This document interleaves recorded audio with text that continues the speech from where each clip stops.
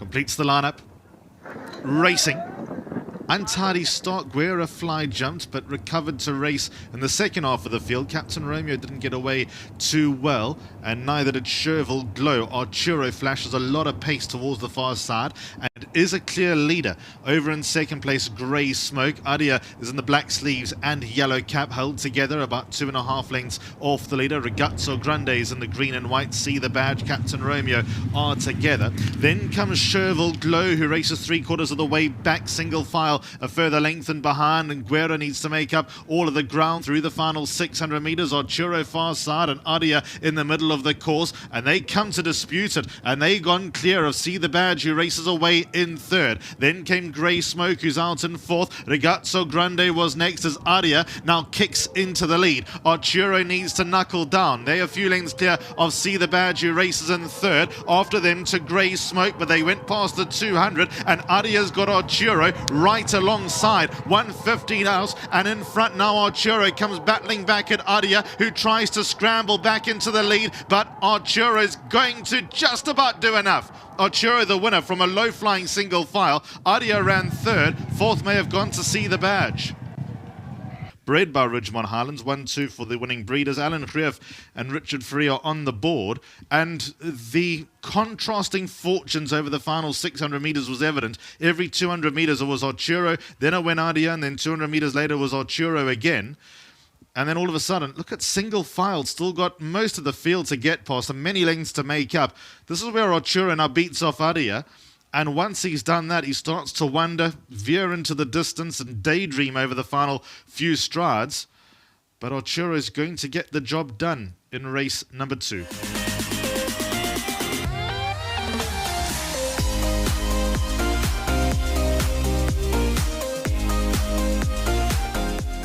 Welcome back, Alan Greef, race 2. Arturo comes out to win this afternoon. Richard Free, the rider. And I've got Jackson representing Michael from the Alan Greef stable for the 1,500 Rand World Sports betting sponsored for the groom. So 1,500 Rand straight into the bank. Well done. Tell him, Michael, we said well done. Well done. Okay, take it with you. Here we go. Let's go to Richard Free. He smiles as the check goes right past him. It's not mine. It's not yours. Welcome back, Richard. Nice to be in the winner's box here. And then we're going to touch on this one. Then we'll obviously also just ask Richard if he doesn't mind. Just there was money and support for the runner in the first race today, Richard, as well. But very green in the. I could see in the starting stalls, reared a little bit as well, and missed the break. Yeah, everything sort of went wrong there. Like you said, reared in the gates, lost the break.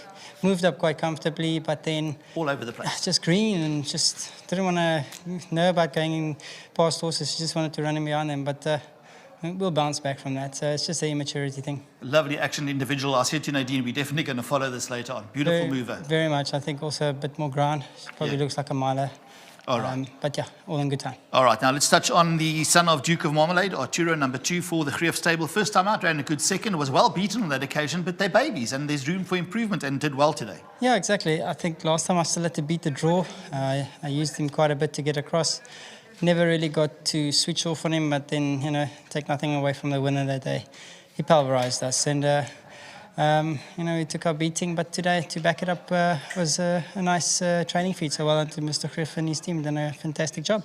All right, now we're going to quickly ask you, before we go on to Alan as well, you've got Western Jack coming up in race 3. Everybody's looking at maybe banking Kelly Michi's runner. Do we add Western Jack because it's third run after rest being gelded? I think it's got claims. Well, the way the track is running, I wouldn't leave him out. All right, race 4, the Lady Love, is the first time. I'll ask Alan about that in a short while. And then race 5, you've got 3 Rocks. Now, 3 Rocks did so well last time out. Now, everyone says a bit of weight to carry, but when you look at the weight for age, it's not too much. I think classy enough to have a chance of winning. Yeah, look, I was always predicting we might change to Polly based on the weather. So I took her because of the draw, and, she's a juvenile. She did win on the Polly. But at the end of the day, she's 2 years old. I still feel that Mr. Greef's other horse is now still the right horse in the race. Okay. But it's my pick. I have to go with her, and hopefully we can back it up. All right, that's interesting feedback. Thank you. And then race 6, Blonde Act. We've got Cherry Anu, Blonde Act. We're sitting on the fence. We're not sure where to go. We've been told don't leave Cherry Anu out. We're starting towards Blonde Act with a swing around in the weights. How do you see it, Richard? I've got them at the weight, so I'm confident. All right, I like that. And in race 7, Teatro, another runner that's always thereabouts. Yeah, there's a Cape Town horse, Transact. Yes. I always believe that he's sort of a 100-rated horse. He's running off 81. Have to respect him, but I'm going to try and beat him. All right, we've made it a 2-horse race, and you spot on there. The lucky last race 8. I actually spoke to you upstairs one day about Picture the Moment over the 1400, and you still said to me, no, Neil, 1200 grass. Must have a bit of a chance in an open field. No, definitely. We've tried him over the 14, doesn't quite like it. He travels a bit too keen and then he doesn't finish. So the way the track's running, it's got a nice kick into it. It'll make it like a little bit of an extended race and he'll enjoy the game. Richard, we love you in the game for what you do. Thank you so much for sharing. Absolute pleasure. I hope I helped the public, and also special thank you to the owners and to my sponsors at Winning Form. Thank you. There we go. That's Richard Fourie, ladies and gentlemen. A top jockey, internationally acclaimed jockey, giving us, you can't be more transparent than that. And then also, as we've mentioned before, the trainers give their opinions in the week as well. Can't always get it right. Alan, well done to you. Nice to be in the winner's box. Yeah, thank you. And well done to Ridgemont Highlands, the whole team back there. And, this horse ran a nice race first time out. We were supposed to race on grass, and I was, thought the grass would suit him. He ran second, and he only came on from that run, and today he showed it. So I know the second horse gave us some heart-stopping moments, but Richard had won the race already. So very well done to everybody concerned, and to Richard on a good ride as usual. All right, yeah, the second horse was flying. We'll keep our eye on that one next time out. In race 4, you've got the first timer, the Lady Love, and there's a bit of talk that this can run a bit. Yeah, listen, she's got a little bit of speed, but as you saw in the first race, if things don't go right for first timers or young horses, from the word go, things can go pear-shaped very quickly, and she's in the same sort of boat, as my comments said in the front of the computer form, will run well, if not green, and the same will stick with that filly as in the first race. She proved to be a bit green, a little bit disappointing, but I know deep down that she's a better horse than that. All right, your quick analysis of Richard's summary with regards to your runners? Spot on. Spot on. Thank you. I think so too. Well done, Alan. There we go. Now let's go over to the sponsors of the race, and that is the Community Chest. And lovely to have Selwyn Willis here, the CEO. Selwyn, step into the hot seat here. Now, as we know, throughout the country, the Community Chest, they contribute so much. The guys go out there, they give up their free time as well. And it's all about charity and getting money in. Selwyn, great to have you on course. Your name's well known here in the Eastern Cape and for what you do. And it's lovely to have you on course. Thanks a lot, Neil. Great to be here, and such a privilege to be a part of this event. Community Chest, just a bit of background, we've been around for 71 years, and what we do is we look at non-profits, smaller non-profits, and we lobby and advocate on their behalf for in-kind support, financial support, and whatever the need is, we go and do all the hard work. All right, so it's not an individual focus, it's quite widespread. It is widespread, yeah. We sort of having about 87 beneficiaries on our books at the moment, but there are more coming. As we know, the need always gets greater and greater every year. All right, now obviously today is all about collegiate girls, high school. Lovely to have them on course as well. It's a school that's recognised throughout the country, if not the world as well.